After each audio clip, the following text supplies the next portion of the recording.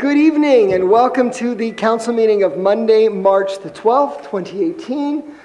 To my right is Frederic Bacal, our Assistant City Clerk, Councillors David Torgman, Oren Sabag, Mike Cohen, Ruth Kovac, myself, Mitchell Brownstein, your Mayor, Councillors Dita Burku, Stephen Erdely, Sidney Benizri, Mitch Kajavsky, the City Manager Tanya Abramovich, Assistant City Managers Nadia DeFuria and Jonathan Schechter. Welcome.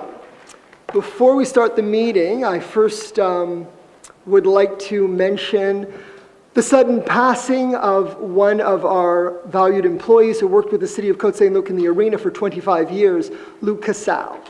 He was our Employee of the Month in January of last year, and his passing is very close to our heart. He's a wonderful guy and a member of our family. So we'll take a moment of silence to remember Luc, and then we'll proceed with the agenda.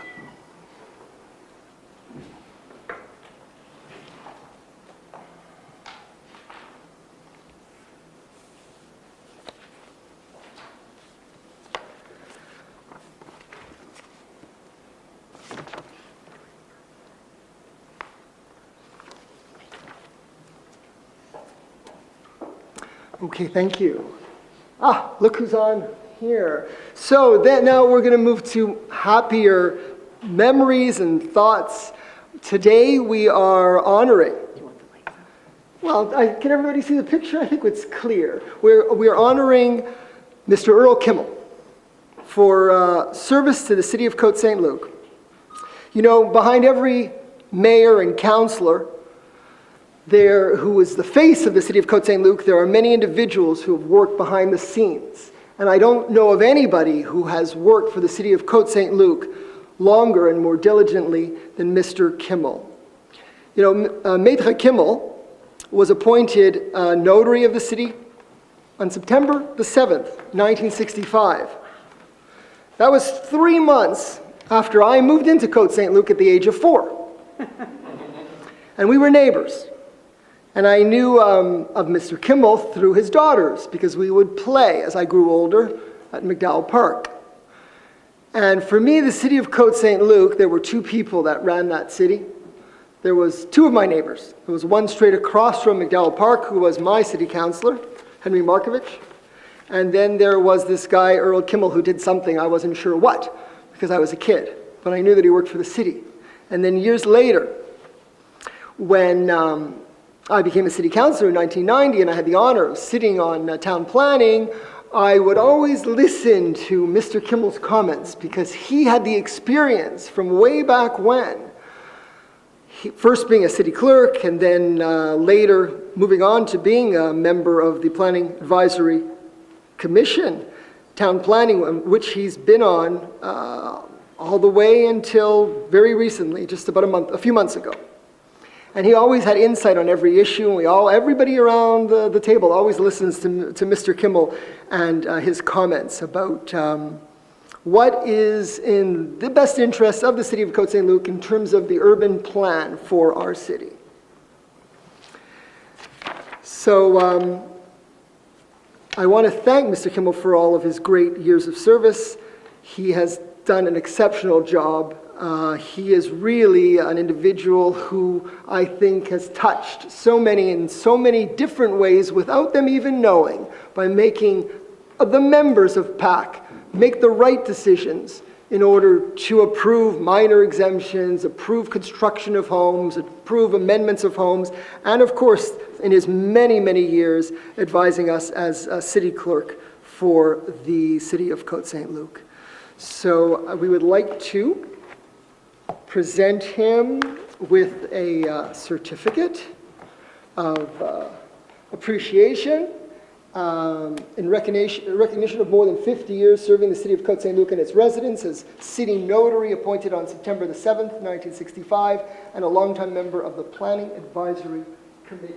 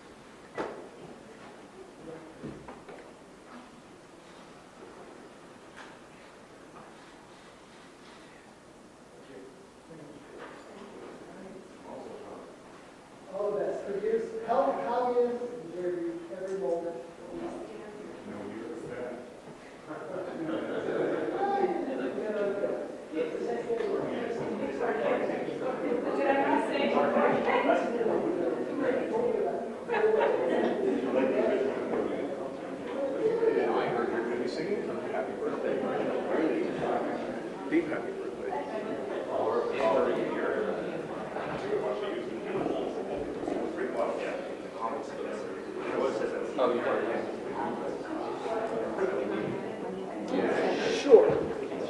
Okay, I'll introduce you. Just get it ready. Okay, and before we continue, Councillor Kovac would like to add a few words. Very briefly. I've been on council for a long time, and I had the very distinct pleasure, honor, to work with Mr. Kimmel. He's always going to be Mr. Kimmel to me, even though many people call him by his first name. He's Mr. Kimmel. And having chaired PAC, I'll speak directly to you. Your wisdom, your historical knowledge, and your exquisite guidance made what I did so much easier, and it was invaluable to our committee. And I really do hope that whoever steps up to the plate will measure up in your shoes, because they're going to be big shoes to fill.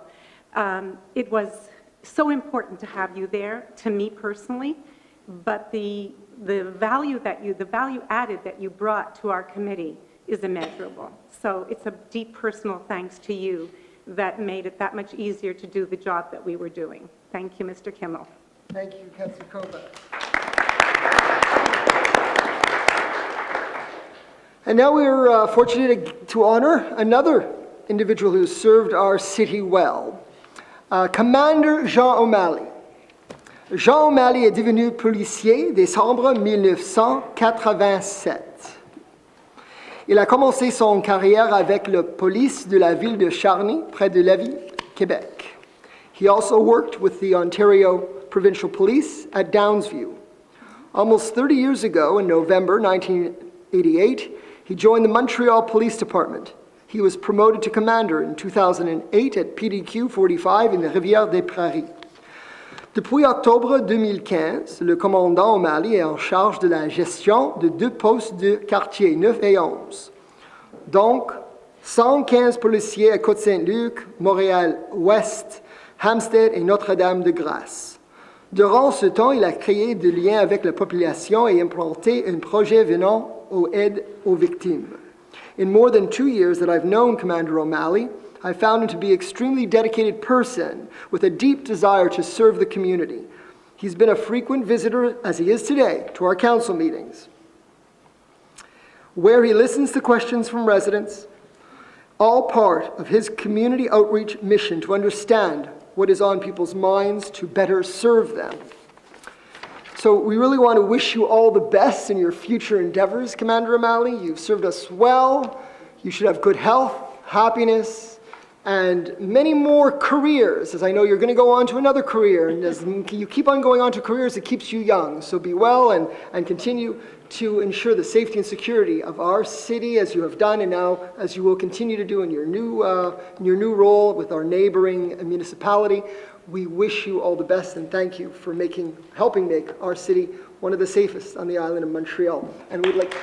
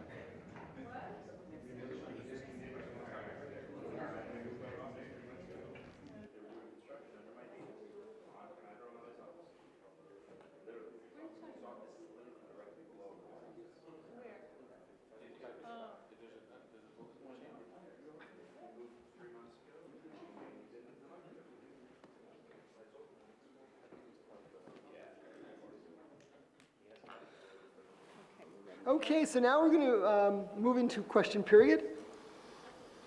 As many of you know, we have a question period with the following rules. Some of you are here for the first time.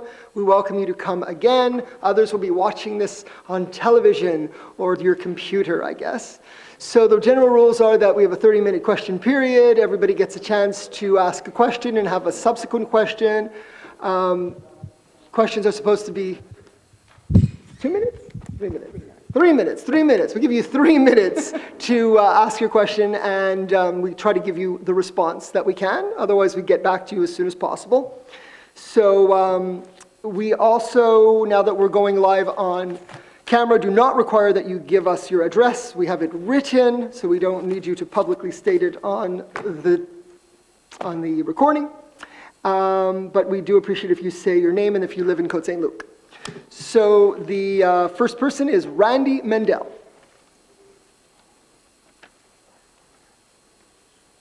Hi. I know some of you. Question is about reopening the discussion on the bylaw of the city portion of the sewage pipe under people's homes. In 2015, we dug up our lawn up until the sidewalk portion, and we know under the street portion that there's a crack.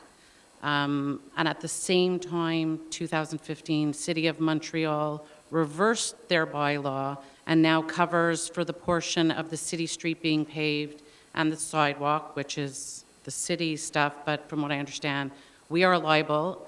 And I think a few months back, we had some work done on our street where there was I don't know what machine, but a lot of banging, and since that point, a few weeks later, we have another full blockage. Well, we have been studying this issue. It's been presented to the in-committee, and there is a court case that is presently going on that is going to provide a judgment determining whether insurance companies are obliged to cover this type of situation, and we're waiting to find the results of that decision before making our recommendation as how we will proceed. The name of the court, insurance? Maître Schachter could give you the information on the court case. The court case deals with whether the insurance company, your homeowner's insurance company, is obliged to cover this type of damage. And if it's in the affirmative, we will be informing our residents that they should cite the case and have coverage by their insurance. If it's in the negative, then we're going to have to decide what we as a city plan to do. Okay, and what about if there was damage done recently after road work that was done on my street?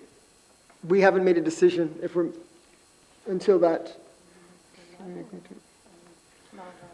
We haven't made any change to the decision that exists presently, which is that we do certain repairs to the sidewalks, but we don't do the complete repair. For the exact details, we can... No, I don't think you understood. There was work done on our street, and after the work was done on the street was something with the sewage system. There was a lot of banging and holes being made along the street. Since then, it caused backup. So Right. what repercussions do we have there? It was worked out in the second July. Okay. Do you want to respond to it, Councillor? No. Not really. So, Better off, it's conflict of interest. what? We can't determine liability here. I mean, you're making an assumption that we can't make, obviously. So, you know, that's a secondary issue as to. Maybe talk about two unrelated Yeah, issues. yeah. I'm not sure, I don't want to put Charles on the spot here, but I'm not sure if it was worked out on lawsuit versus Anyway, I mean, it's a particular case. We can't really deal with your particular case at a council meeting. No, All I know that's fine. is that you can speak to our engineering department to get a response whether the city would cover it or not based on current policy.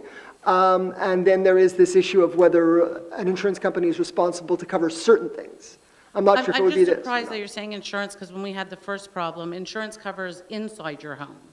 They don't cover the damage that happens outside your home. That insurance company perhaps believes that that is the way to go, but the courts will determine whether they're right or not.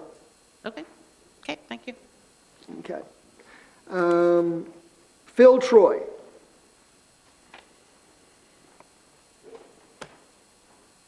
Hi, my name's Phil Troy, and I have the good fortune of living in Côte Saint-Luc at Parkside 21, which is on Kildare, just east of Rembrandt.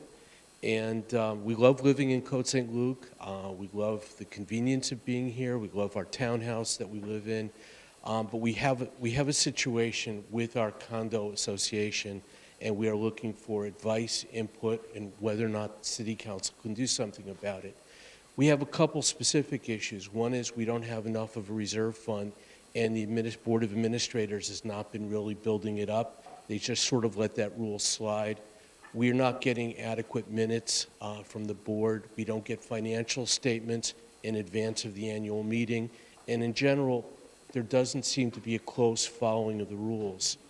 I know that would not ordinarily be something for City Council to address, but given the number of condominium associations in Côte Saint-Luc, I was wondering if this is something that Côte Saint-Luc could look at in the future, either to do something on their own or to make recommendations to the MNA, to the MNA National Assembly, because it could be a big issue in Côte Saint-Luc if condos fail or there's other financial problems that aren't planned for in advance. So I'm looking for input. I'm looking for whatever help you can suggest, advice you can suggest. Okay, Mr. Troy, I don't believe it's within the jurisdiction of a municipality to direct or authorize the way in which a condominium association runs their association. If you're looking for further discussion on legal recourses, you can go to an attorney, or if you're looking at whether the provincial or federal government could be involved in some way, then I obviously you could speak to David Birnbaum's office or Anthony Housefather's office, but I don't believe that they would have jurisdiction either. Right, but given that it is something that there are so many condominium associations in Côte Saint-Luc, it seemed to me that it could be something that at least the council could recommend to the National Assembly to consider further and to do something. There's a lot of civil code on condominiums, but it's not implemented without going to a lawyer in a very expensive way, and it's not practical for most people to do it. You're agreeing with me. And it's a major... But it's not something, It's go okay. You're a lawyer too. Go ahead. It's- Maitre Schechter, if you want to say anything, you're welcome also. it's not something the city can intervene in because exactly for the reason you're saying, that the rules in the civil code are very, very clear as to the reserve that has to be put aside and the way in which the condominium is managed. And definitely a municipality is not able to intervene in that way. I understand that. So to pass a resolution to tell the National Assembly to force condominiums to respect the law is really not going to add anything to your situation. But you agree there's an issue? Across Quebec, there's an issue. There's some condominiums are just not managed properly. Right. And if you do have an issue, then I believe you shouldn't neglect it. You should really take it on and take legal recourse, because obviously if you don't have enough money in your reserve to invest in your capital projects, then your buildings will be, fall in disrepair. Thank you very There's much. no question. Thank you. Tamar Hertz.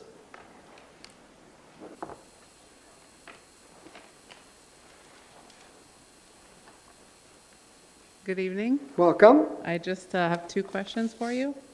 When can Côte Saint-Luc residents expect the city's 2017 fiscal year financial report to be filed and then posted for the public to access? So, Councillor Erdely, do you have a timeline on that? Yeah, I'm just, I'll tell you, give me a second. I'll tell you when last year's was positive. So the financial statements for 2016 were deposited on June 12th, 2017. So what I would say by June of this year, we'll have the financial statements, the audited financial statements for 2017. Okay, I looked it up. It sort of can range from April to October, so. Well, yeah. I should clarify, I'm giving an estimate based on last year's. The auditors usually start, they'll probably be coming in early April to do their work. I'm not sure exactly how long it'll take, but let's say if they start in April, it would probably take them a month to two to do it, and then they have to report to council first, and then council has to adopt it at a public meeting. So my estimate would be that it'll be adopted at our public meeting in June of this year, because I would say for the May public meeting, I doubt it'll be ready. I don't know offhand. I don't know if Mr. Schechter has the calendar, if he could tell me when the June public meeting is. I 11th. table. Oh. And that is generally done either at a May or June council meeting, so I have to look up. June 11th is the June meeting. Yeah. Or May 8th, or between those 2 days. So June 11th would be usually the last date that we could see it actually being tabled. Okay. Okay, thank you.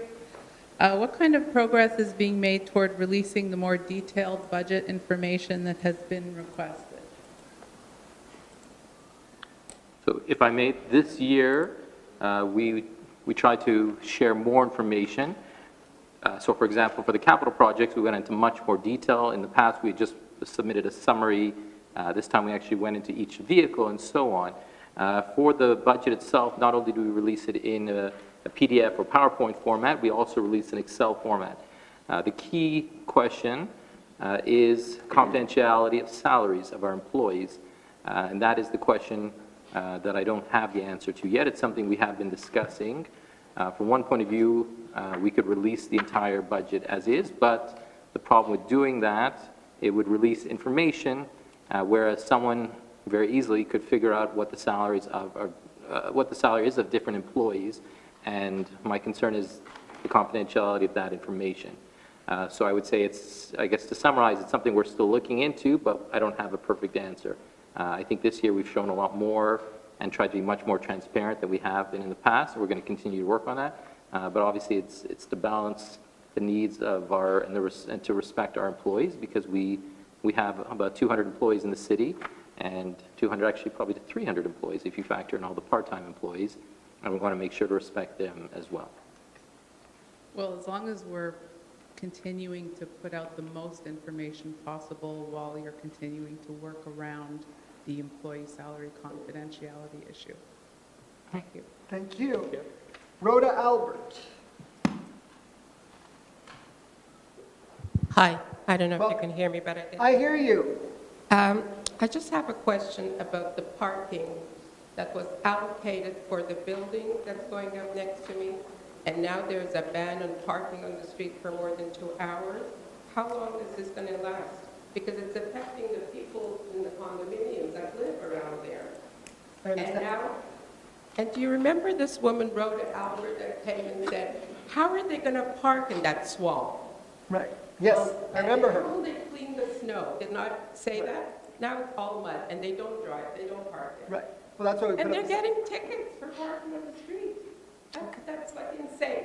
Obviously, you know we do have this project going on Mark Chagall, and we're trying to minimize the inconvenience for residents and for visitors because they need to have some places to park. And Councillor Cohen, who's a very diligent, responsive councillor, has worked very hard with staff and has come up with this Brilliant idea. interim plan. It's not going to be there forever. The buildings are eventually going to be built. But I don't know if you'd like to add something to it, Councillor Cohen? Yes, Mr. Mayor. I met with our city manager and our head of urban planning last week. We had a very good discussion, and I can't say a lot right now, except that we're working on a bigger plan. We realize right now that we had this request from the buildings, from the representatives of a committee we started last year, because they said we need to free up more parking. There's going to be more cars because there's going to be more people working in the building as they now move into the interior part of the work. So this was our first attempt to try to alleviate the situation. Right now, you're correct. The temporary parking lot is, the cars are going to kind of sink in there. So we're looking for an alternative, and we will hopefully come back with something in early April. It's not something, some of the stuff we're talking about is not something we could turn around in a day, and we need to bring it forward to council. So we are working on it, but in the meantime, we are doing the best we can to try to alleviate the situation. What does that mean? There's another building going up right next to it. Yep. So it's not going to be just like tomorrow or next week. It's going to No, be and another that's why, 2 years. Ms. Albert, that's why we're looking at a longer-term solution. It's not something that we're just going to give you the strategy tonight. It's something that's we're working on an idea that we believe will benefit, in fact, the city at large. I can't say anything more at this point, but we are working on it, and we have some other options, but I'll talk to you privately if you wish, and No, give I'd you some rather you tell me reassurance. now. Why private? We'll be reconvening, and I'll be reconvening the committee of the condo representatives from the 5 condos on the street.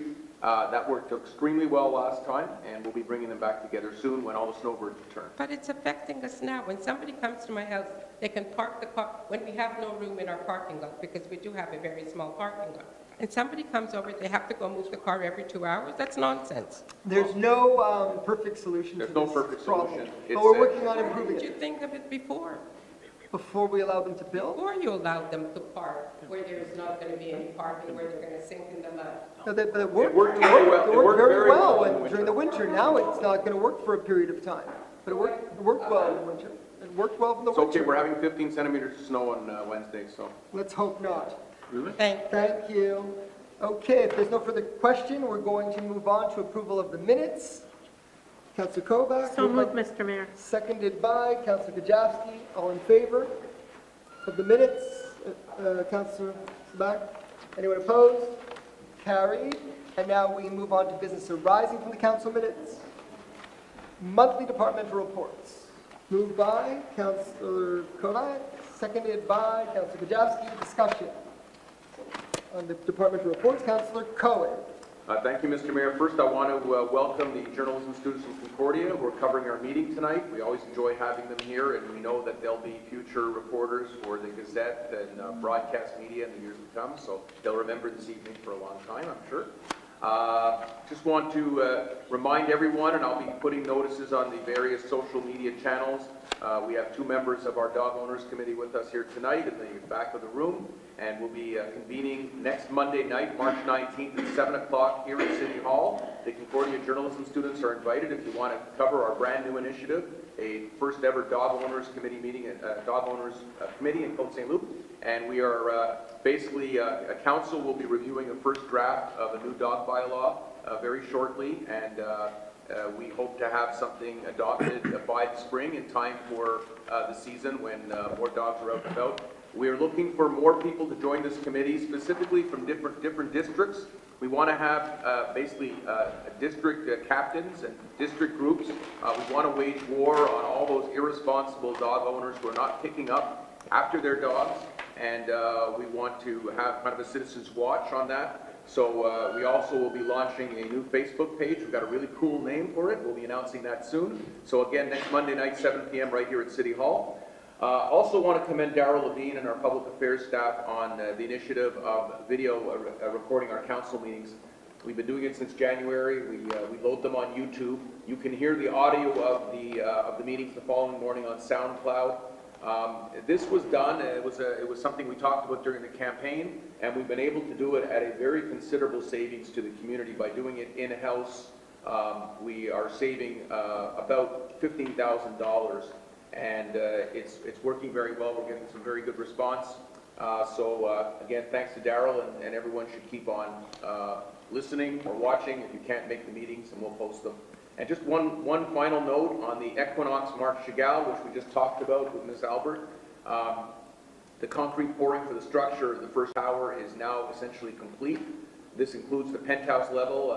They've made significant progress on closing the interior envelope of the building on the lower floors, and windows on the lower floors have also been installed. And we're waiting word anxiously from them to see if they're going to start work on the second building soon. I hope they do, because the sooner they start, the sooner they finish, and we'll have more report to you on that. So thank you, Mr. Mayor. Thank you, Councillor Cohen. Councillor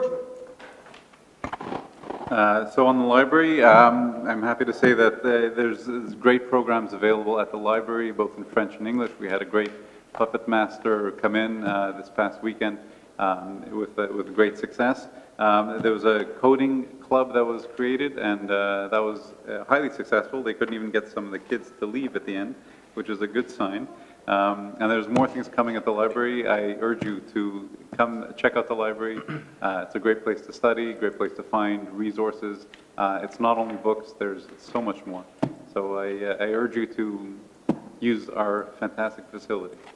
Thank you, Councillor Torchman. Councillor Sabat. Thank you, Mr. Mayor. From a public safety point of view, I know you guys probably heard some of the recent events happening around Côte Saint-Luc. It's unfortunate, but I wanted to kind of reassure everybody by giving some statistics on the month of February. So I'm also happy to report that the total crime for the month of February is down 64%, and if you look at the year-to-date, we're also down 63% from last year. So a lot of things going on, certainly to commend the police work for what happened in the past few weeks, and certainly reassure the residents that things are still very much safe in our city. Thank you, Councillor Sabat. Councillor Burke. Yeah, thank you, Mr. Mayor. So I just want to announce that the City of Côte Saint-Luc is working on its application for the Smart City Challenge, and on Wednesday, March 14th at 7 o'clock, we are going to have a roundtable discussion here in the room. Everyone's invited, and as well, we're going to be live streaming on Facebook. So if you have questions, if you want to make comments, if anyone wants to give us some brilliant ideas, we're going to present what our group has come up with so far in terms of deploying an array of sensors across the city in order to take the, basically to take the vital signs. Mitch is on the committee as well, and we've come up with this notion that we want to take, you know, air quality, noise level, traffic patterns, etc. We're going to do it through sensors that we're going to deploy throughout the city, and then of course the data is going to be very useful to us because we're going to use it in order to improve our policies, programs, and services. Therefore, you're all invited March 14th, 7 o'clock, in person or on Facebook, and you can catch us at Côte Saint-Luc Ideas at that time. Thank you very much, and that's my Thank you, Councillor Burke. Councillor Erdely. Thank you, Mr. Mayor.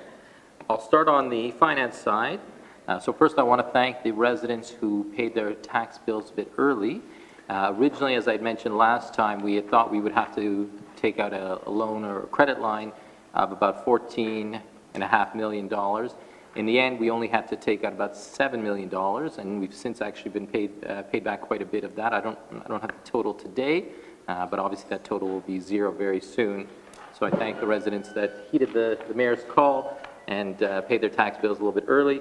Reminder, if you haven't yet, the tax bills, the first installment is due on March 23rd, so please pay your tax bills on time so you don't incur any interest or penalty. The second installment is due June 21st. I also want to mention that, again, this year, for the 12th year in a row, at least the 12 years that I've been on council and more, all the outstanding tax bills that are going back 2 years were paid in time, so there were no land sales. So I'm happy about that as well. And I know our finance department and legal department worked very hard on ensuring that finding some of the lost residents who were kind of lost in the shuffle to make sure everyone paid their tax bill. So thank you for all the hard work. I want to mention on the environmental front that our Public Works Department was working on our first electric pickup truck. It's a mini pickup truck that's smaller, a bit smaller than a regular vehicle, so it can easily drive through the paths in the park without damaging the grass. And our Public Works welders were finalizing the back of the truck so it can lift and go back down, and that should be on the road very soon.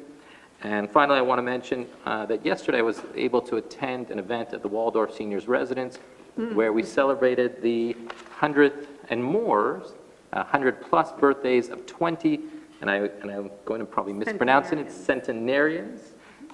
So 20 centenarians who celebrated 100 years, 100 to 105 years. So it's, I don't know if it's the most in one spot in Canada, but I believe it's pretty much up there.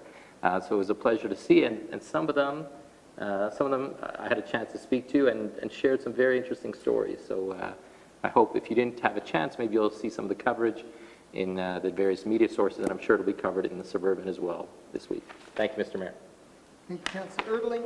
Councillor Kovac. Thank you, Mr. Mayor. I won't review all the things that happened at the Parks and Recreation Department, but I just want to give you, highlight what's coming up tomorrow night, which is March the 12th, then also on April the 8th and April I see 2 or 3 dates for the Heart Saver automatic external defibrillation courses, which is something I encourage everyone to take. It's not expensive, but you can save a life, and it's something worthwhile doing. My daughter took it, she's expecting, and it's a responsible thing to do as a parent, as a grandparent, as a neighbor, if you're a roommate, but it's something you should be doing. Online registration is currently taking place for our summer programs, or it begins March the 19th. Then there is registration for residents, for registration for all other non-residents is March the 29th. And a mega garage sale is May the 27th, which is something that, start rummaging around your house and collecting the things. If you don't have the ability to do it in your own home, think about taking a booth at the garage sale, Côte Saint-Luc. And there'll be more information as you all got your brochures in the mail, and I think there was a lot of work that went into it, so thank you to our communications department and to Cornelia Ziga and her team at the Parks and Rec department for putting together a very comprehensive program for the season ahead. Anyone else? Councillor Benizri. Maybe just to mention, Councillor Elderly just mentioned that for public works, we had the first electric pickup. I just want to announce also that last month, we just received also our first 10-wheel roll of truck. So this is something new for us, and they will help us organize our transport locally and to be able to save some efficient time.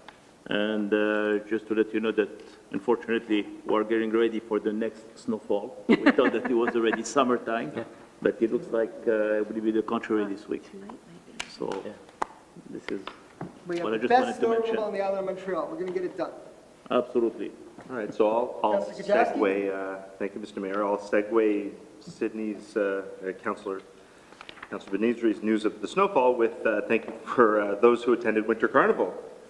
And it was a pleasure being a mascot with my fellow councillor, Councillor Seabag, who was, what were you, the Husky? I think I was some people say I was a rabbit, but I had the pleasure of playing Curious George, so thank you for all who came out to Winter Carnival, and we look forward to next year's. And as well, I would just like to mention that we're in the pre-rehearsal mode for Joseph and the Amazing Technicolor Dreamcoat, which is the next play being put on by the Côte Saint-Luc Dramatic Society. And we're doing something a little unique this year in that we're doing a gala fundraiser opening night on May 30th.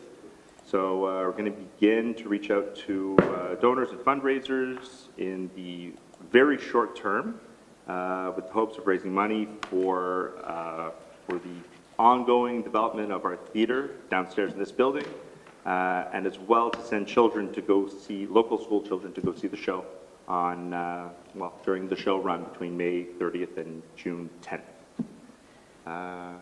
Thank you. Thank you, Councillor Kajowski. I'd just like to add to that anybody who's seen our Côte Saint-Luc Dramatic Society shows has known that we've always tried to improve the theater experience. We've put in lighting, and we have our own microphones, a better sound system, and we do hope, if we raise the appropriate funds, to be able to put risers in so that people will have a better view on with the existing chairs, they'll be able to have risers and allow people to have a better view of the stage, like a real theater experience. And as Councillor Kajowski mentioned, there are opportunities to sponsor a class or a grade to see Joseph, because Joseph is a biblical story and of interest certainly to students. So in our sponsorship efforts, we are encouraging people to donate in order to allow students to come see this wonderful show. It's the biggest cast since Fiddler. 45 people are going to be somehow on that stage at different times, ranging from children to seniors. So it's going to be quite the experience. There's also winners have been announced for the 2017 Broadway World Montreal Awards, honoring productions which opened last year. The Côte Saint-Luc Dramatic Society won for Best Musical Theatre Company, Best Original Costume Design, Linda Babbins from Little Shop of Horrors, Best Original Set Design, Sabrina Miller from Little Shop of Horrors, Best Performance by a Male in a Featured Role in Fancy Nancy, and Best Original Costume Design, Elise Mallow, Little Shop of Horrors. So quite good news for Côte Saint-Luc Dramatic Society, and congratulations to them. And best of luck in your role as portfolio counselor for that gala, and I'm sure it's going to be a great success. Any other comments on the department reports? So we will move on to moved and seconded. All in favor? Any opposed? Carried. And we move on to item number 5. Eleanor London, Côte Saint-Luc Public Library, Councillor Torgman, 5A.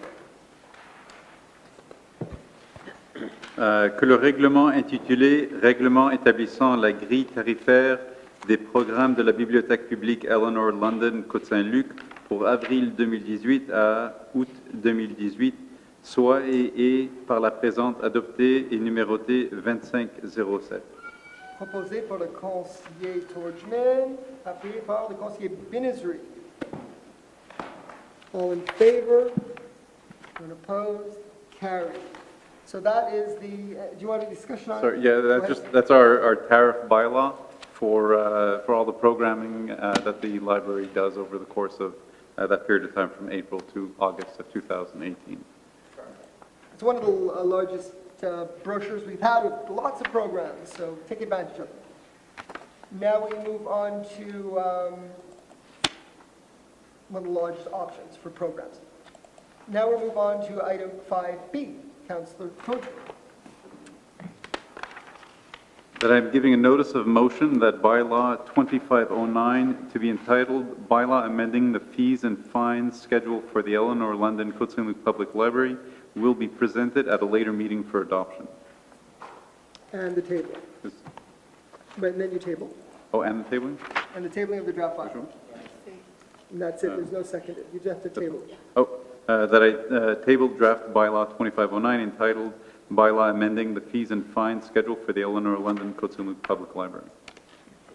Okay, and that is it for that one. Do we want to mention the object at this meeting or at a subsequent meeting? You could do do it it at subsequent. Okay, so, Subsequent's fine? yeah. Okay, so that is the bylaw that for fees and fines for the library. And now we go to 5C, Councillor Torch.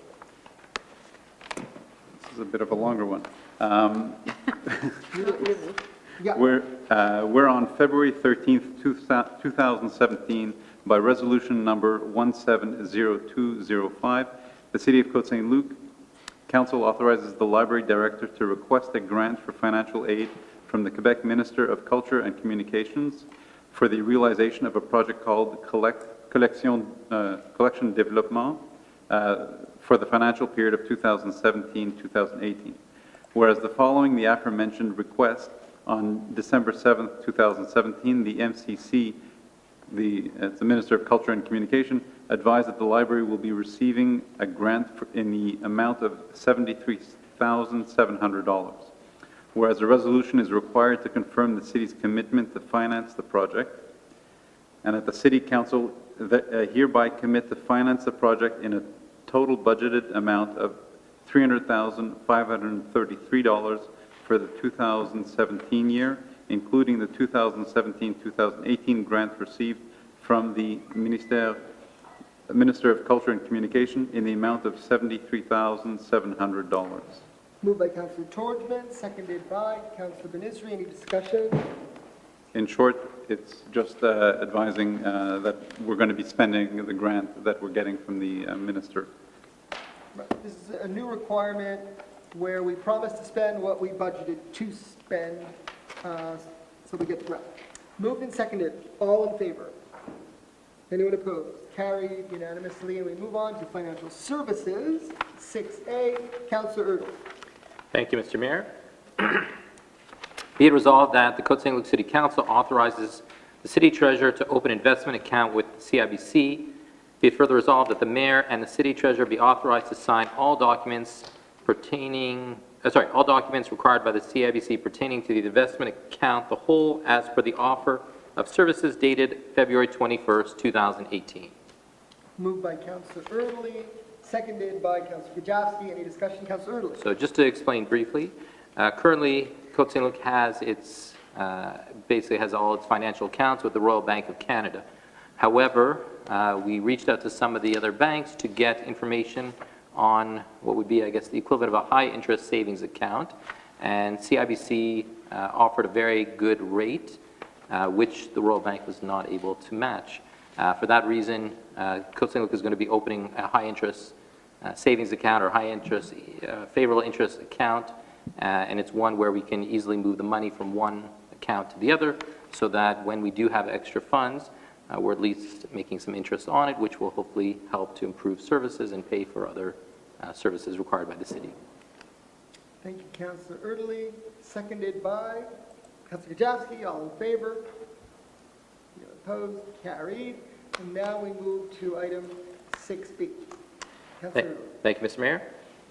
Be it resolved that the Côte Saint-Luc City Council hereby accepts and adopts the revised capital investment budget 3-year plan for the years 2018, 2019, 2020 for a total of $30,955,000 plus applicable taxes, hereby annexed to the minutes to form an integral part of said document entitled Appendix 1. Moved by Councillor Erdely, seconded by Councillor Kajowski. Any discussion? Councillor Erdely. So I'll explain. The capital projects budget was adopted on December 18, 2017. What we're doing is actually not changing the total amount, but we're shifting a line item that was originally budgeted for 2019 to 2018. So the renovations to the Park Haven outdoor pool was originally going to be done in the spring of 2019. At this point, we'd like to do the work in the spring of 2018. So we have already, I should say, budgeted $1 million in last year's budget. We had planned on putting aside another $600,000 in the 2019 capital budget, which is what we had approved actually already. But we are making a motion now to make a slight change, which is shifting $600,000 from the 2019 to 2018 budget to allow us to do the pool this spring instead of the fall. September Fall. 2018. Sorry, fall. Sorry, fall, I should say. My apologies. Fall of 2018 instead of fall of 2019. Now, sorry, spring is in my head right now, although it's not coming so soon with another snowfall. So all that to say that it'll be done hopefully the fall of this year. And I should mention the $600,000 extra will be coming from our surplus. Moved and seconded. All in favor? None opposed? Carried. And we move to 6C. Councillor. Thank you, Mr. Mayor. Be it resolved that the Côte Saint-Luc City Council approves the attached list of disbursements for the period of February 1st, 2018 to February 28th, 2018 for a total amount of $424.95 in Canadian funds, and that Treasurer Certificate number 18-0065, dated March 5th, 2018, has been issued by the City Treasurer, attesting to the availability of funds to cover the described expenses. Moved by Councillor Erdely, seconded by Councillor Kajowski. Any discussion?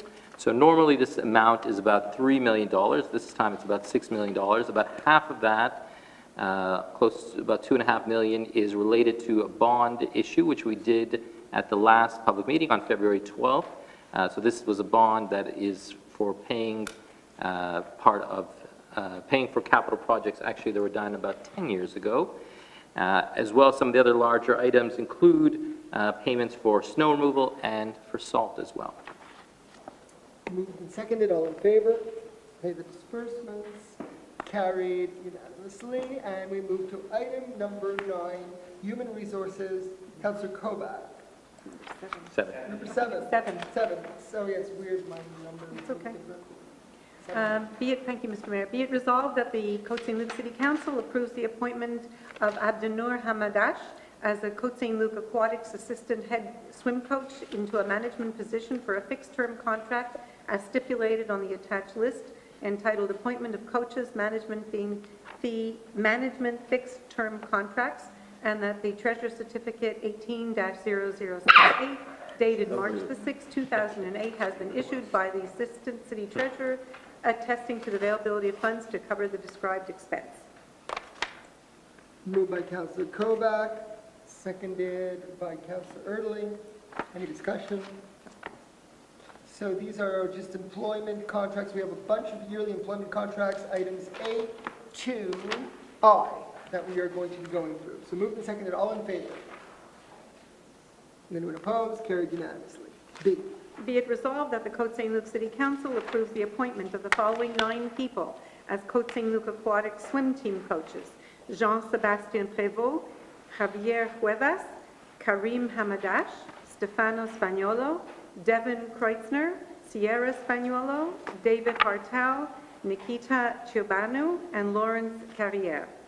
And that the Côte Saint-Luc swim team coaches are management positions for fixed-term contracts as stipulated on the attached list entitled Appointment of Coaches, Management Fixed-Term Contracts, and that the Treasurer Certificate number 18-0068, dated March the 6th, 2018, has been issued by the Assistant City Treasurer, attesting to the availability of funds to cover the described expenses. Moved by Councillor Kovacs, seconded by Councillor Erdely. Any further discussion? They're all the same.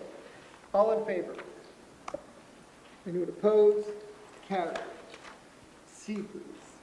Be it resolved that the Côte Saint-Luc City Council approves the appointment of Octavian Gutu as a Côte Saint-Luc Aquatics Masters head coach into a management position for a fixed-term contract as stipulated on the attached list, appointment of coaches, management fixed-term contracts.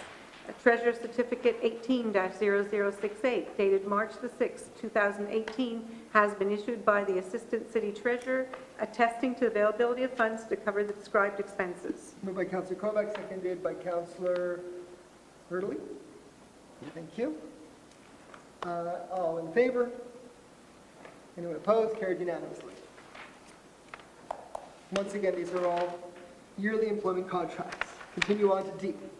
Be it resolved that the Côte Saint-Luc City Council approves the appointment of Adriana Cormier as a Côte Saint-Luc Aquatics synchronized swimming head coach into a management position for a fixed-term contract as stipulated on the attached list entitled Appointment of Coaches, Management for Fixed-Term Contracts. That Treasurer Certificate number 18-0068, dated March the 6th, 2018, has been issued by the Assistant City Treasurer, attesting to the availability of funds to cover the described expenses. Moved by Councillor Kovacs, seconded by Councillor Erdely. Any discussion? All in favor? Anyone opposed? Carried. And please go to E. Be it resolved that the Côte Saint-Luc Council approves the appointment of Megan Butters and Elise Cormier as Côte Saint-Luc Aquatics synchronized swimming coaches into management positions for a fixed-term contract as stipulated on the attached list entitled Appointment of Coaches, Management Fixed-Term Contracts. Treasurer Certificate 18-0068, dated March the 6th, 2018, has been issued by the Assistant City Treasurer, attesting to the availability of funds to cover the described expenses. Moved by Councillor Kovacs, seconded by Councillor Erdely. Any discussion? All in favor? Anyone opposed? Carried.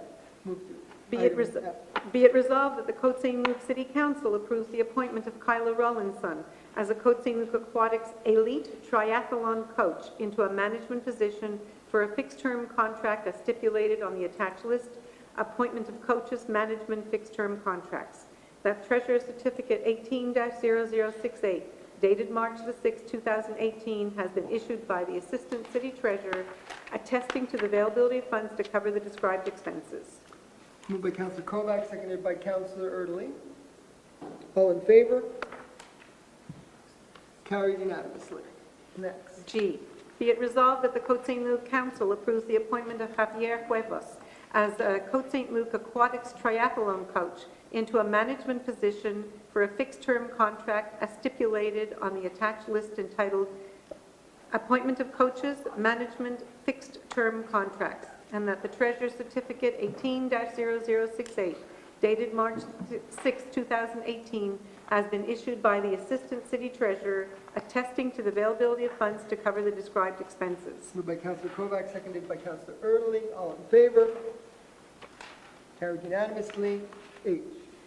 Be it resolved that the Côte Saint-Luc City Council approves the appointment of Hila Ruveni as the Côte Saint-Luc Aquatics strength and conditioning coach into a management position for a fixed-term contract as stipulated on the attached list entitled Appointment of Coaches, Management Fixed-Term Contracts, that the Treasurer Certificate number 18-0068, dated March the 6th, 2018, has been issued by the Assistant City Treasurer, attesting to the availability of funds to cover the described expenses. Moved by Councillor Kovacs, seconded by Councillor Erdely. All in favor?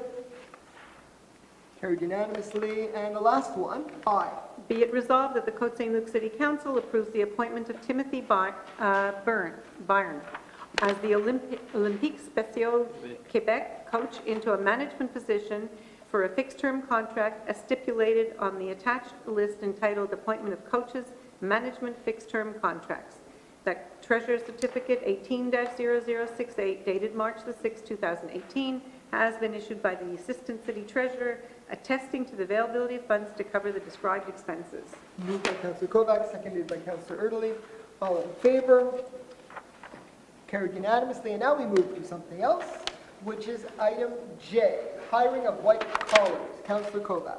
Thank you, Mr. Mayor. Be it resolved that the Côte Saint-Luc Council approves the hiring of the white-collar auxiliary employees whose names are listed on the document entitled Auxiliary Employees White-Collar Hiring dated March the 1st, 2018, and that said employees' terms of employment will be as per the conditions of the collective agreement. That the Treasurer Certificate 18-0070 dated March the 6th, 2018 has been issued by the Assistant City Treasurer attesting to the availability of funds to cover the described expenses. And this list really covers our junior camp counselors and senior camp counselors. And lifeguards. And managers. lifeguards, The indoor pool, outdoor pool, So even though I don't and vote, indoor lifeguards. even though I do not vote, I'll declare a potential pecuniary interest, conflict of pecuniary interest, as my son is on the list as one of the employees at the outdoor pool. So moved by Councillor Kovacs. I was just going to say, we'll note that. Note that for the minutes. Potential. And seconded by, Seconded by Right here. Councillor Sabag. Any discussion, any further discussion? All in favor? No one opposed? Carried unanimously. And now we move to item K, hiring of teen lounge animator. Councillor Kovacs. Be it resolved that the Côte Saint-Luc City Council approves the hiring of Bailey Roy as a teen lounge animator for a fixed-term management contract effective from January 30th, 2018 to January 25th, 2019, and that the Treasurer's Certificate 18-069 dated March the 6th, 2018 has been issued by the Assistant City Treasurer attesting to the availability of funds to cover the described expenses. I just have a quick question, Mr. Schechter, about the certificate number. Could it be that low, 069, if all the other ones are 4 digits? I would add as number 3, it would be 006. Yeah. Okay. Yeah. Thank you. So we will correct Take note. that clerical anomaly by adding the extra 0. Thank you. Okay. Moved by Councillor Kovacs, seconded by Councillor Sabag. Any discussion? All in favor? Carried unanimously, and we move to item L. Councillor Kovacs.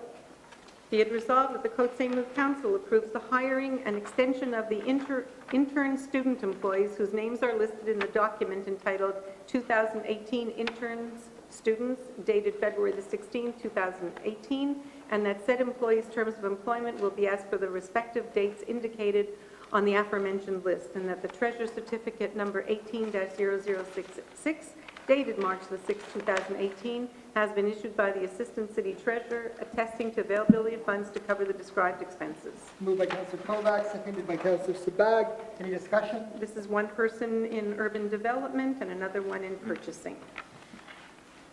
All in favor? No one opposed? Carried unanimously. And now we move to item 8, Legal Services City Clerk, Councillor Burku. Oh, me. Legal Services. Oh, the first one you're going to do. This is me. Councillor Kovacs will do 8A, Councillor Kovacs. It's my pleasure to resolve that Councillor Mike Cohen is and shall be named the acting mayor of the City of Côte Saint-Luc effective April the 1st, 2018, up to and until June the 30th, 2018 inclusively, and further that the aforementioned Councillor Cohen shall have and may exercise the powers of the mayor when the said mayor is absent or unable to perform the duties of his office. Okay, moved by Councillor Kovacs, seconded by Councillor Burku. All in favor? I'd just like to say for the public that he's the acting mayor, which doesn't mean that I will be going away indefinitely, as certain chat sites thought. But if he's the acting mayor, it means that he has to be in the next show at the Dramatic Society. Okay. Okay, so now now we'll go to 8B. If you can find bring the this time. back. You can find the time between all the other things he does. 8B, Councillor Burko. Yes, thank you very much, Mr. Mayor. Just gonna make this a little bigger, just a second. Okay, so this is the ratification of filing of proceedings instituted by the city against Assurance Générale Banque Nationale. I'm not going to read all the whereases. I'm simply going to say that it's hard to summarize, eh? Okay, I don't think I have a choice. So whereas proceedings were filed in the Court of Quebec docket number 522-244-639186, the proceedings against Assurance Générale Banque Nationale for damages to the City of Côte Saint-Luc property, namely a speed bump sign. Whereas SSQ, a second defendant also involved in the incident, was also pursued by the city for their apportionment of liability, whereas the city invoked its unfettered right to apportion liability as deemed proper considering Article 1526 of the Quebec Civil Code, whereas an aggregate amount of $676.95 was collected from Defendant 1 and Defendant 2 as a result of the incident, said amount including but not limited to the following rubrics: capital interest, special indemnity, administrative fees, judicial and extrajudicial costs, whereas Defendant 1 and 2 have paid the entire amount of the cost of the city as a result of the incident. Be it resolved that the preamble's resolution forms an integral part thereof, and that City of Côte Saint-Luc ratifies the filing of proceedings, ratifies the apportionment of liability, takes note of the full payment of $676.95, authorizes and ratifies the signature of Maitre Jonathan Schechter, the attorney of record, as well as Colin Brazilier, law student purchasing, regarding any document to put an end to the proceedings or any future proceedings. Moved by Councillor Burko, seconded by Councillor Torgman, I believe. Councillor Torgman. Yeah. Any discussion? Long story about a speed bump. Long Okay. story, Speed but bump it's a sign. Sign. Speed A bump speed sign. bump sign, excuse me. and a Okay. settlement. Okay, so, Great. thank you. Moved and seconded, all in favor? Anyone opposed? Carried unanimously, and we move to 8C, which is Deferred. And we move to 9A. 9A. Hang on, let me get there. For some reason I can't get there. Oh, here we are. Okay. So, moving along. Oh, is this Councillor Cohen or? Councillor Cohen, Oh, Councillor Cohen. 9A. Councillor Cohen.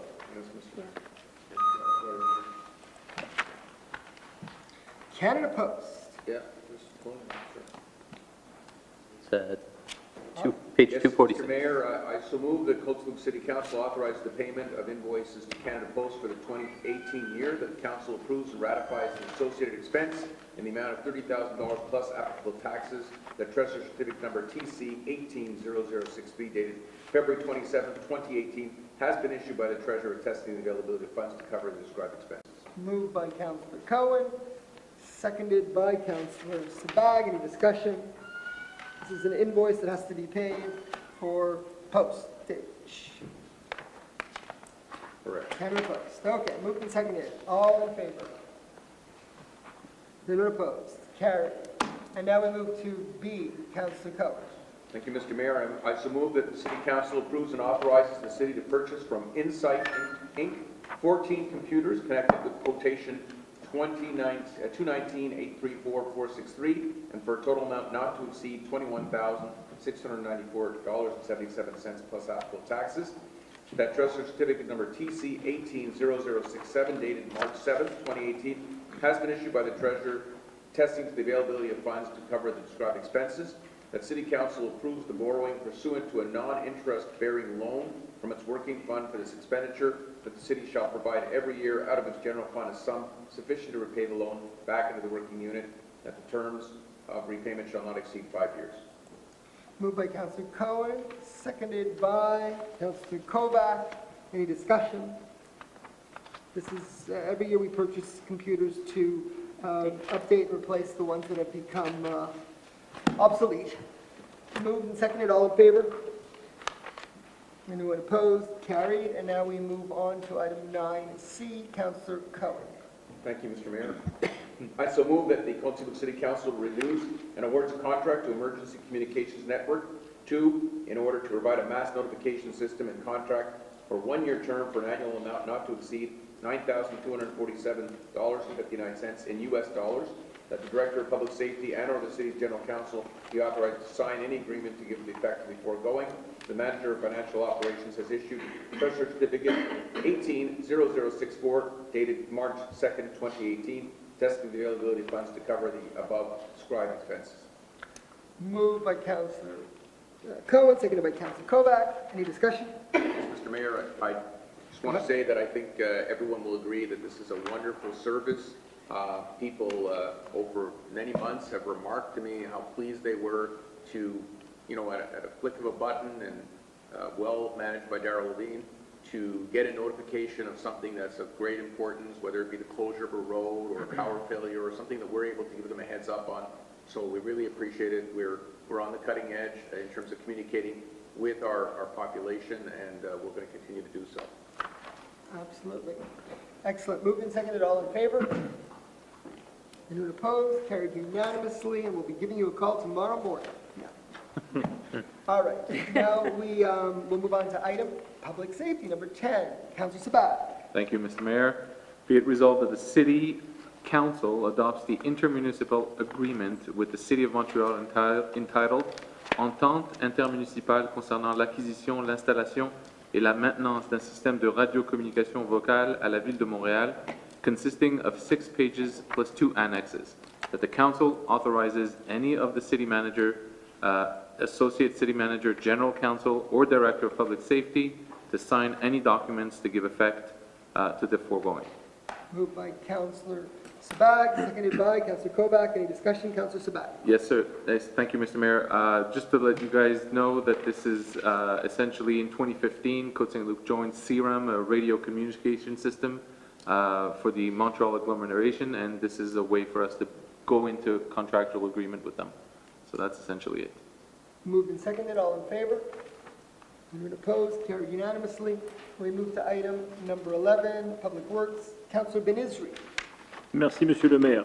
Est résolu que le conseil municipal de la ville exerce par la présente la deuxième année optionnelle du contrat pour la collecte et le transport des matières secondaires recyclables, octroyé initialement à Environnement Routier NRJ Incorporé, et ce, pour la période du 1er avril 2018 au 31 mars 2019, pour la somme totale de 280 105,28 $, plus les taxes applicables, que le certificat du trésorier numéro 18-0071 a été émis le 7 mars 2018, attestant la disponibilité des fonds pour couvrir les dépenses décrites pour la portion 2018 du contrat, qu'un certificat du trésorier sera émis en janvier 2019, attestant la disponibilité des fonds pour couvrir la portion 2019 du contrat. Proposé par le conseiller Benizri, appuyé par le conseiller Erdely. Est-ce qu'il y a des discussions? Just to mention that this is to exercise the second option year of the group tender for the collection of recyclable materials. So this is, and there is just to mention that from last year we have an increase of 1% from last year budget. Moved and seconded. All in favor? Anyone opposed? Carried. And we move to item number 12. Councillor Burke. So, 12A. yes. Adoption of a purchasing policy. Whereas on October 31st, 2012, the City of Côte Saint-Luc issued a purchasing policy which outlines the roles and responsibilities of the purchasing department, as well as the operating departments and the laws that govern the rules of municipal purchasing. Whereas in view of recent developments in the law and the adoption of this by the city of a bylaw concerning contract management, the purchasing policy must be updated. Therefore, be it resolved that Council hereby approves and adopts the updated City of Côte Saint-Luc purchasing policy dated March 12, 2018, annexed hereto to form an integral part thereof. Moved by Councillor Burku, seconded by Councillor Kajewski. Any discussion? Councillor Burku. Yeah, so basically what this is it's a policy with regard to contract management and purchasing, where we are given certain guidelines as to how we go about, buying all the supplies that we need and engaging certain service providers to give us those services. And it goes through the tendering process, whether or not we can distribute certain tenders, group tenders, rejection of tenders, and also all the policy with regard to the selection committees and so on and so forth. So this is our purchasing policy. It's very essential, and we just updated it to 2018. Councillor Kovac. I do have a question which I forgot to mention before, or ask before, is there some mechanism in here where if you're the person who orders and the person who receives are not the same? Because in many times in business, you never have someone who makes an order be the same person that receives merchandise. Pardon me? I'm sorry, I can't hear you. The person who orders is not the same as the person who approves, is not the same as the person who... No, the receiver shouldn't be. In other words, if there's something being purchased in any one department, the person that makes the PO or asks for something should not be the same person that receives it. In other words, does it go somewhere to somebody else? Is there a mechanism in place for that? For the receiving? For the receiving, that it's not the same person who did the purchasing. I know that in private industry, you do that. So is there something in place for that? All the internal controls in place. For purchasing and receiving? For ordering and receiving are not the same person? Is that yes or is that no? It is correct. I'm correct, that you have that in place? Yes. Thank you. We've been looking for it as we speak. I was looking for it and I didn't see it. I think it's in 6.7. 5. I feel like it's in 6.7. Okay, Stephen and I are... Page This is what we 299. do behind the scenes all the time, so it's a pleasure now to be doing it out here. It's page 299 of the digital version. I see it in Councillor Kovac wanted to ask this 6.7. question, but forgot. Well, I didn't ask it before, so I'm asking it now. Excellent, excellent. Let's find it in the document. All right. Because I don't see where that's mentioned.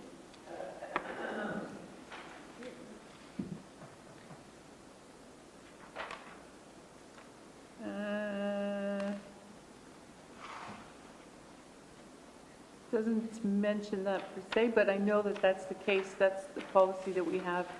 We can't, find it right now in this document, but... Well, can we make a note to make sure that it's added in if it's not somewhere that we can... It's under our controls policy. Absolutely, absolutely. So could you please provide council with the document that...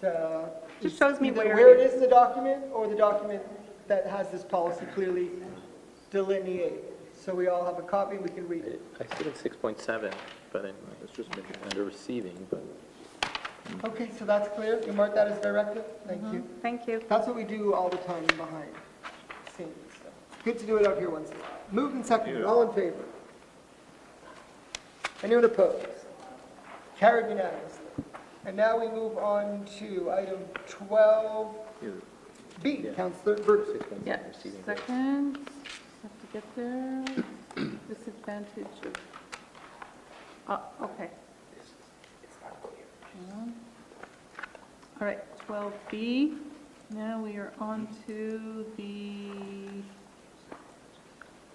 Page 314. yeah, I'm almost there. So this is bylaw entitled Bylaw Concerning Contract Management. Whereas pursuant to Law 122 entitled An Act mainly to recognize the municipalities are local governments and to increase their autonomy and powers, every municipality must adopt a bylaw on contract management. This is not the policy, it's the bylaw with regard to the issuance of contracts. Whereas during the regular council meeting held on February 12, 2018, a notice of motion was given and a draft bylaw was tabled, whereas the foregoing satisfies the steps required for the adoption of the bylaw. Be it resolved that bylaw 2497 entitled Bylaw Concerning Contract Management be and is hereby adopted. Moved by Councillor Burku, seconded by Councillor Kajowski. Any discussion, Councillor Burku? Okay, so this bylaw has to provide for 7 types of measures to promote compliance with anti-bid rigging legislation, measures to ensure compliance with lobbying, transparency, and ethics, measures to prevent intimidation, influence, peddling, or corruption, measures aimed at preventing conflict of interest situations, measures to prevent any other situation likely to compromise the impartiality and objectivity of the call for tenders process and the management of the resulting contract, measures to govern the making of decisions authorizing the modification of a contract, and measures to ensure a fair rotation of potential contracting parties for contracts involving an expenditure of less than $100,000 and that can be entered into by mutual agreement. It's basically saying that, you know, we have the power now to give out contracts between $25,000 and $100,000 without having to go to tender, but we have to put in certain measures to ensure that they're given in a fair, transparent, and as much as possible on a rotating basis. So we've been studying this bylaw for quite a while now, and we are satisfied with the rules and the measures that we have taken, and this is the final result, and we hope that our new bylaw and the new policy are going to allow us to move forward in a more efficient and transparent way. Thank you. Moved and seconded, all in favor? Anyone opposed? Carried unanimously. And now, we move on to the next item, which is urban development. Councillor Kajowski. Thank you, Mr. Mayor. 13A. Be it resolved that the city hereby approves the change order for additional works under project C-09-16 for contractor services related to the rehabilitation of Côte Saint-Luc pump station and authorizes payment of an amount not to exceed $72,612.87 plus applicable taxes to Nordmec Construction, Inc. That the above described expenses shall be financed in whole from the water reserve. Correct. Correct.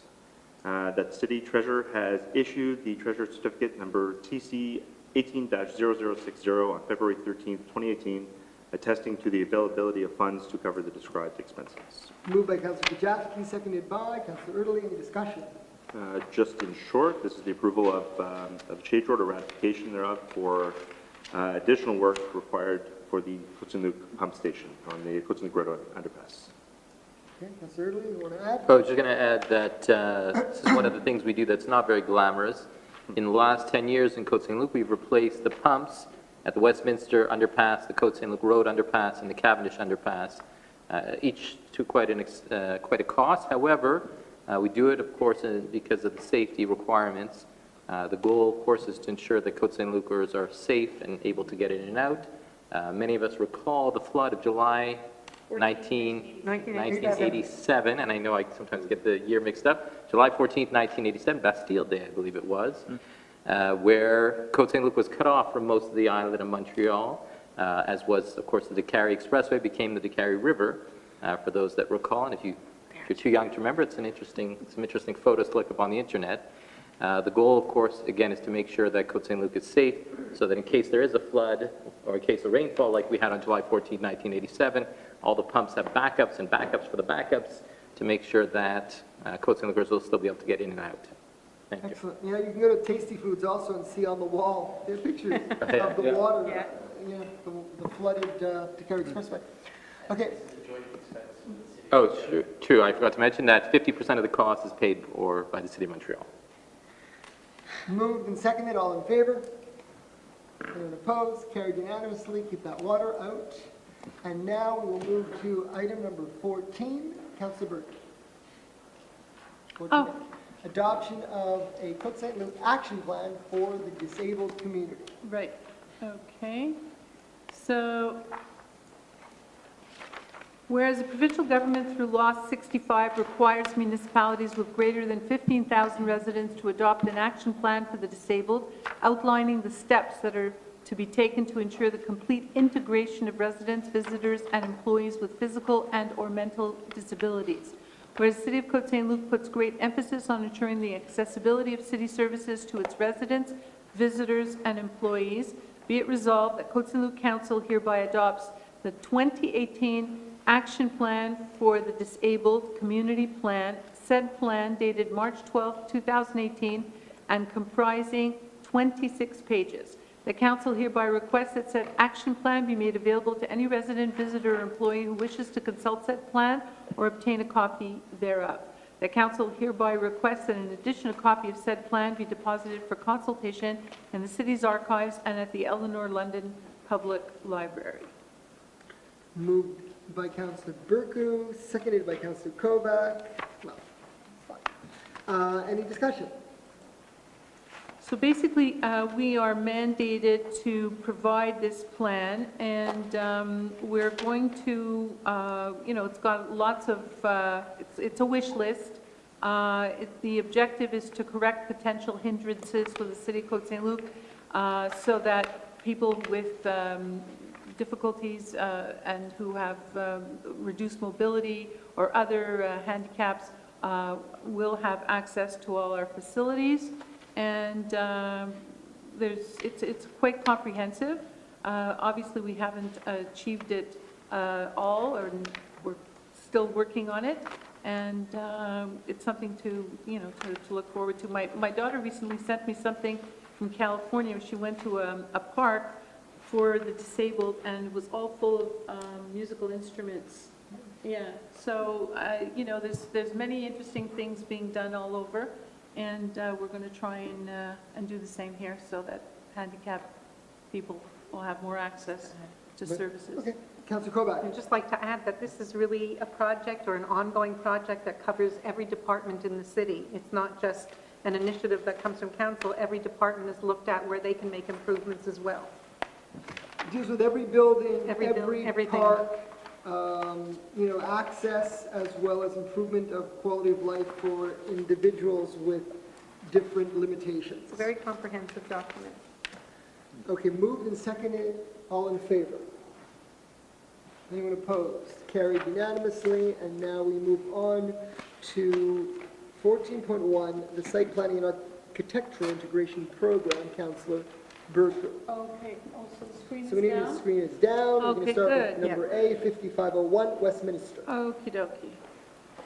Okay, so be it resolved that the Site Planning and Architectural Integration Program received December 1st, 2017, showing the installation of the 2 new signs for Police Station Number 9 on lot 105-3808, 105-3316 at 5501 Westminster, corner Côte Saint-Luc, and prepared by Olenbeck, owner of the plan, for the Planning Advisory Committee meeting of January 30th, 2018, be approved according to the provisions of Chapter 14 of Bylaw 2217 of the City of Côte Saint-Luc.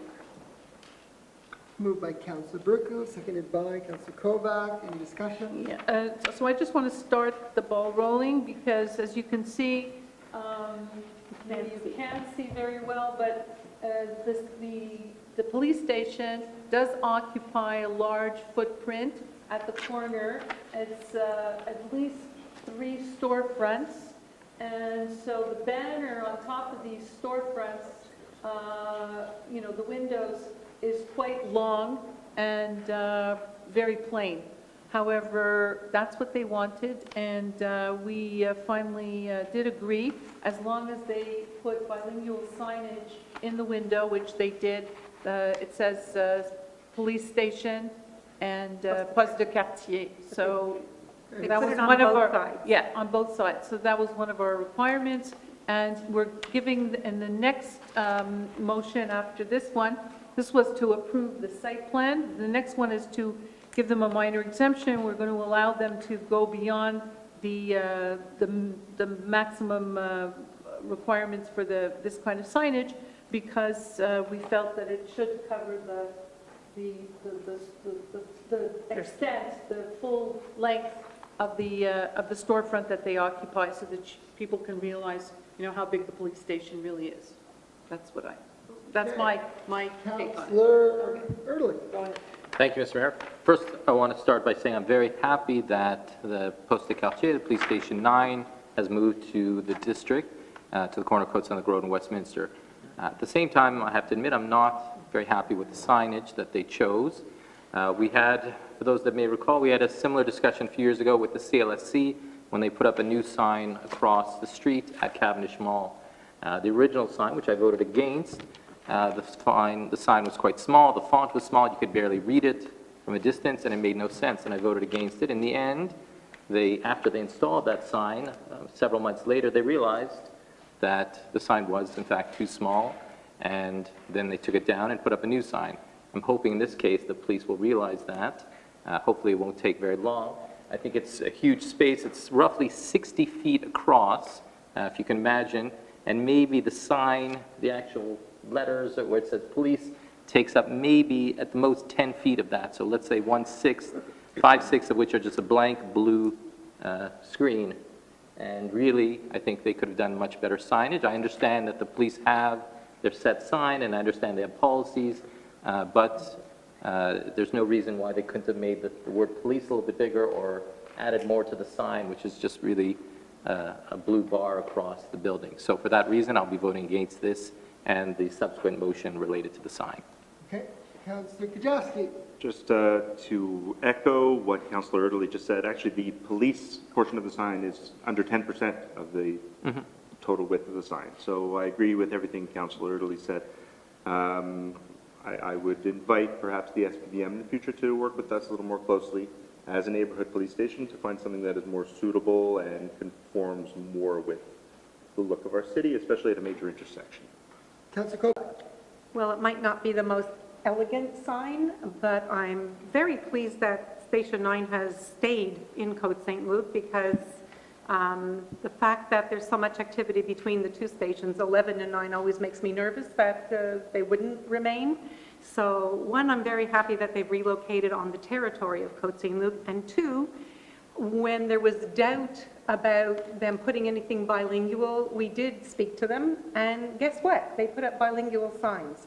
So I would rather tip my hat and say thank you that they put up bilingual signs, and not only did they put it up on one window where they said they would put it up on Westminster, we asked them also, please put it up on Côte Saint-Luc Road, and they did in a heartbeat. So I think we need to look at the positives here, and though it's not the most elegant, this is the look that they've asked for to do across their PDQs. I'm very much happier about the things they have done than what they haven't done, so I'll be voting in favor. Thank you. Anyone else? I'd just like to say I really appreciate Councillor Kovac's comments, particularly we know her great work in terms of ensuring English language usage in business. And in this particular case, the police station came to us saying that this is their standard now. The sign that they are putting up everywhere across the island of Montreal is standard. They want to put up that sign, but in Côte Saint-Luc, they will put up English signage as well, which they have on 2 locations facing Côte Saint-Luc Road and Westminster. So it's great having the police in Côte Saint-Luc. We have a great relationship with them, and we thank them for their cooperation.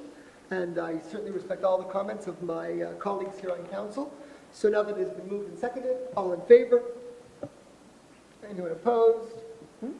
Carried with Councillor Erdely and Councillor Kajowski dissenting. And now we move to item 14.1B. Okay. Merci, Monsieur le maire. Que le plan d'implantation et d'intégration architecturale reçu le 11 décembre 2018 comprend l'installation d'une enseigne lumineuse formée de lettres individuelles sur la partie métallique du mur face au boulevard Cavendish sur le lot 45-96-048 au 5800 Cavendish est préparé par Enseigne Dominion, entrepreneur pour la réunion du comité consultatif d'urbanisme du 30 janvier 2018, soit approuvé conformément aux dispositions du chapitre 14 du règlement 2217 de la Ville de Côte Saint-Luc, adopté à l'unanimité. No, I don't know. We'll see in a minute. Never know here. Never know. So moved by Councillor Burke. This is for Dollarama. Seconded by Councillor Kovac. Any discussion? Councillor Burke? Okay, so this is a Dollarama sign, also a little bit bigger than what is allowed, and in a moment we're going to pass the minor exemption. Now we're just approving the look. They originally wanted 2 signs. We are agreeing to 1 sign on the facade facing Cavendish and not on the north face. And that's basically it. I think they're going to, obviously they're going to move closer to the Cavendish side. Are they going to move? I don't know. Yeah, they're going to move. Okay. Okay. Councillor Kovac? Well, when you talk, there's a certain symmetry in size now with the other sign that's on the other side for Econo Fitness. So what we've given them is the same as what Econo Fitness has. And rather than have these massive signs, they did agree to reduce the sign. Okay. Okay, so moved and seconded. All in favor? Anyone opposed? Carried unanimously, and we move to minor exemptions. 14.2, Councillor Burke. Okay, so now we're at the minor exemption for the police sign. That in accordance with the provisions of bylaw G18-0005, the request for minor exemption regarding the property located at 5501 Westminster, lot 105, I have to make the font bigger, I don't know why it's confused like this, sorry. Lot 1053808 and lot 1053316, be and is hereby approved. The whole is more amply delineated hereunder. The request is to allow Police Station 9 to install an illuminated sign located on the wall to be facing Westminster with a total area of 16.72 square meters, that's 180 square feet, instead of the maximum required of 20 square feet, so it's quite much larger. The whole notwithstanding the provisions of zoning bylaw 2217, Article 9-3-2. Thank you, Councillor Burku, seconded by Councillor Kovac. Any discussion? It's the same one that we already had. The same thing, it's just, to explain again, it's because they do have 3 storefronts, that their sign is as mentioned, quite large and elongated. And comments have already been expressed on those who are against. So all in favor? All opposed? Passed with Councillor Kajewski and Councillor Early dissenting. And then we move to B. So this is a minor exemption for a house on Borden. Que conformément aux dispositions du règlement G18-005, qu'une demande de dérogation mineure concernant une propriété localisée au 55-78 Borden, lot 15-6676, soit et par les présidents approuvés pour l'item A, c'est-à-dire la maison, et refusé pour l'item B, le tout tel que plus amplement décrit ci-dessous. La demande vise à permettre pour une habitation unifamiliale isolée existante construite en 1954 sous le permis numéro 56 d'être localisée à 1,92 mètres de la ligne latérale du terrain du côté, au lieu de la marge de recul latérale minimale requise de 1,98 mètres, et d'avoir un balcon en bois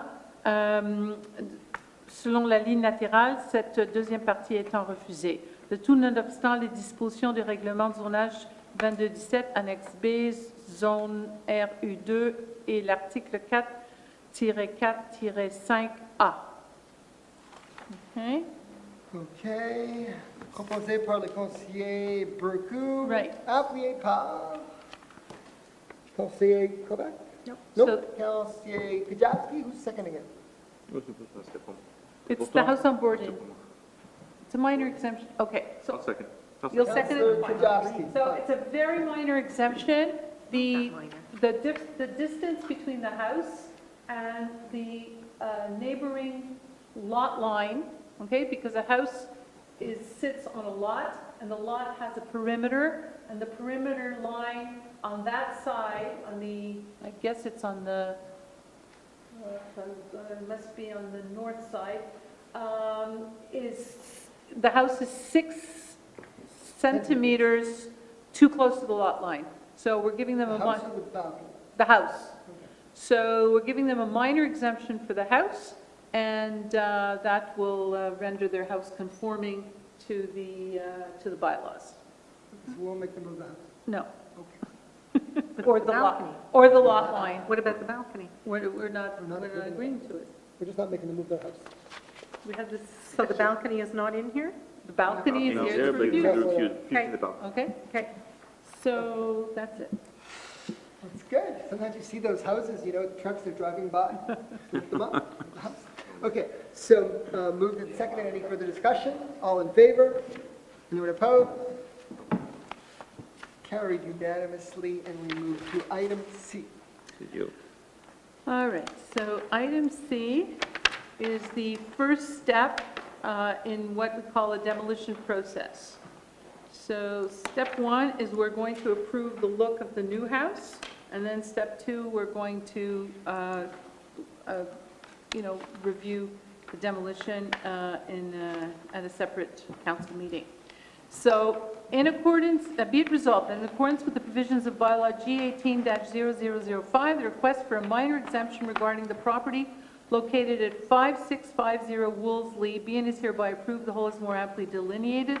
The request is to allow a proposed single-family detached dwelling, it's not built yet, to have a height of 10 meters, 10.25 meters, that's 33.66 feet above the city sidewalk level for only a small portion of the area of the roof, 10% instead of the maximum required height of 31.62 feet above the city sidewalk level, and the whole notwithstanding provisions of zoning bylaw 2217, Article 14-11-4. So this is seconded. Anybody? It's moved by Councillor Berkeley and seconded by Councillor Gajowski. Okay. So this house is the proposed house at 5650 Wolseley. The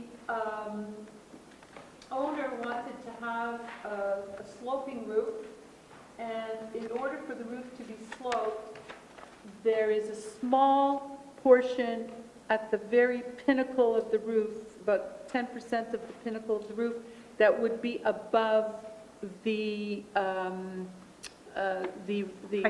height limitation, and that is the difference of not even 2 feet. That it would be, instead of being 31 feet above the city sidewalk, it's going to be 33 feet above the city sidewalk.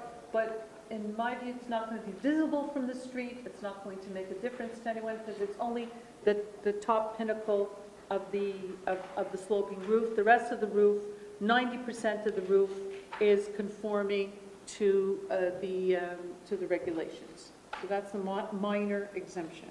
Any other discussion? Councillor Italy. Thank you, Mr. Mayor. I think back to the summer of 2006. There was a situation similar to this on Randall. There was a home that was being demolished, it was being rebuilt. According to our bylaw, the maximum height is 25% more than the average of the neighboring homes. Now that one was probably, I think, closer to 40%. This one, when we do the math, it's about 33%, so it's much larger than the 25% that is allocated. And the builder had been offered or been told, or had been given a proposal to reduce the top by about 2 feet, but chose not to. And for that reason, I'll be voting against it. Like I said, my feeling is that I'm happy with larger homes, but I think it fits in a neighborhood where all the homes are larger. If you have a neighborhood where some are much smaller, it's already 25%. The bylaw going to 33%, I think, is a bit excessive, and for that reason, I'll be voting against this motion. Thank you, Councillor Italy. Yes. I just wanted to point out a clarification, so we may want to make it technical. Thank you, Major Schechter. Which is the fact that the original house has not been demolished yet, and the demolition has not yet been adjudicated upon the demolition or the new prospectus. Do we not want to award this exemption subject to the approval of the demolition? Yes, definitely. Yes, subject to the Right, approval of the otherwise it may be a little premature to award it. Right, well, correct. Yes. Thank you, thank you. So we'll add that to the resolution. Right. So move. So is this Seconded. withdrawn? No, she's just adding, subject to. Right. It's an obligation with a suspensive condition. Council still has the discretion. It's a proposed perspective. Correct. We are approving a proposed perspective, We're approving. subject to the approval of the demolition Right, and the site plan. and the site plan. Yeah, we're approving a minor exemption. That's what's being adjudicated upon tonight. But that will be subject to the approval of the demolition and the prospective site plan, which keeps your jurisdiction and your discretion to look at it and decide upon it. This is not a guarantee, to be clear for the record, it's not a guarantee for the person asking that the demolition will be granted, but it's also just a condition at this point. Major Bacal, you got that? Yeah. Thank you. So move, and, oh, Councillor Colbeck. So in many of the neighborhoods where you have redevelopment, the 25% rule was for a very good reason, to see a gradual redevelopment rather than an imposition of a very much larger home to the next one. And it was the unanimous recommendation of council not to approve this minor exemption because they were given a very clear option going forward. So for that reason and all the other reasons that Councillor Erdely already spoke about, I will also vote against this. So not to prolong the debate, but simply as a sort of Students from Concordia. yeah, exactly, a learning moment, let's put it that way. This is exactly the type of discretion that the council has, even though the PAC didn't agree with it. The PAC is the Planning Advisory Committee, because the choice for the owner is either have a flat roof or have a slightly sloping roof with which has, everyone knows, certain advantages. Or change the design. Okay, or change the design. So it went back and forth, and we gave him that option. And in this particular case, the roof itself, contrary to what Mr. Lee is suggesting, is not 33% higher. It's not the roof line, it's 33% higher. It's a pinnacle at the top of the roof.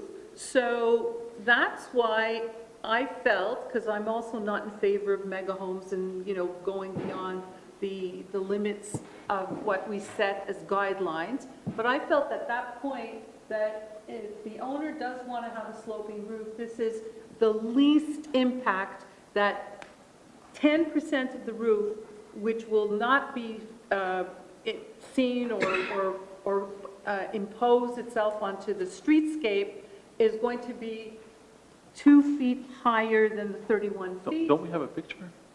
Well, It's hard to see the roof, but it's there. it's there. We had one here. But basically, the roof line itself is at 31 feet.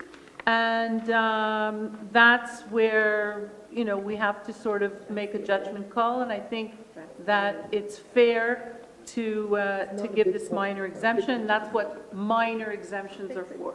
Councillor Erdely? So, in a point of procedure to clarify the math, the average of the homes in the neighborhood is roughly 25 and a half feet. What they're requesting, what the bylaw allows is 31 and a half feet, let's say, or so. If you do the math, that's 25%. When you add the extra 2 feet, we're talking now 33 2/3, so 33 feet 8 inches, or 10.25 meters. Now, depending on, because we're maybe off by a few decimal places, but it's basically 32 to 33%, depending on how you do the rounding. So again, we take the total divided by what's allowed. I would say 32.5 to 33%. But that's at its maximum point, not at the roof line. At the maximum point, it is 33%, 32 to 33%. Okay, so the ratings for Côte Saint-Luc television have just gone up. Any other discussion? No. No? Okay, all in favor? Anyone opposed? 2 opposed, Councillor Erdely and Councillor Kovac dissenting. Carried. And now we move on to item Okay, we're back to Dollarama. 14.2D. Back to Dollarama. Back to Dollarama. All right. So in accordance with the provisions of, be it resolved that in accordance with the provisions of bylaw G18-0005, the request for minor exemption regarding the property located 5800 Cavendish, be and is hereby approved, the whole is more aptly delineated hereunder. The request is to allow the Dollarama store to install a proposed illuminated channel letters sign located on the metal siding part of the wall facing Cavendish Boulevard with a total area of 95.173 square feet and a height of 33 inches instead of the maximum required area of 20 square feet and the maximum required height of 30 inches. The whole notwithstanding the provisions of zoning bylaw 2217, Articles 9-3-2 and 9-4. Moved by Councillor Burku, seconded by Councillor Coe. So here, once again, could you do the math, Mr. Erdely? 95 square feet to 20 square feet is what is that? It's roughly 5 times as much. There you go. Yes. So that is considered a minor exemption because, we have to look at it in the context of what we're talking about. We're talking about a shopping center, we're talking about a large building, we're talking about facing Cavendish onto a parking lot. So in the discretion of council, we feel that it's not causing any prejudice to any neighbors, and it's appropriate for that structure. Except I get to look at it out of my window. Okay. Okay. Dollarama, I know where to shop. Okay, so any other discussion? Moved, if it's okay, moved and seconded, all in favor for Dollarama sign? Anyone opposed? Carried unanimously. We move to item 6707 Kerwin. All right. Okay, so this is truly a minor exemption. In accordance with the provisions of bylaw G 18-0005, the request for minor exemption regarding the property located at 6707 Kerwin, being is hereby approved, the whole is more amply delineated hereunder. The request is to allow an existing single-family semi-detached dwelling built in 1955 under permit number 138 to be located at 4.46 meters from the front land line instead of the minimum required front setback of 4.57 meters. So we're looking at a difference of 11 centimeters. The whole notwithstanding the provisions of zoning bylaw 2217 Annex B, Zone RU5. Moved by Councillor Burku, seconded by Councillor Kovac. Any discussion? Yeah, so this house was just built 11 centimeters too close to the front property line, and we are giving it a minor exemption in order to make it conforming. Again, not making them move the house. Right. No moving houses in Côte Saint-Luc. That's it. Okay, any other discussion? Moved and seconded, all in favor? No one opposed, carried unanimously. We move to item number 15, Councillor Kajowski. Thank you, Mr. Mayor. Be it resolved that the council take the following stance in view of any agglomeration council meetings to be held in April 2018 as follows: to authorize the mayor or his duly authorized replacement to make any decisions he deems necessary and in the best interest of the City of Côte Saint-Luc and its residents regarding the items on the agenda of the agglomeration council meetings to be held in April 2018 based on the information to be presented during those meetings. Moved by Councillor Kajowski, seconded by Councillor Kovac. Any discussion? All in favor? Anyone opposed? Carried unanimously. Other business? Second question period. Anybody wish to ask a question, including the students from Concordia? If not, I want to thank the students from Concordia for coming. I hope you enjoyed our council meeting. If you don't live here, one day we hope that you'll move here, use all our wonderful facilities, and enjoy every day. So I call for adjournment. Councillor Kovac, seconded by Councillor Kajowski. All in favor? Meeting adjourned. Thank you.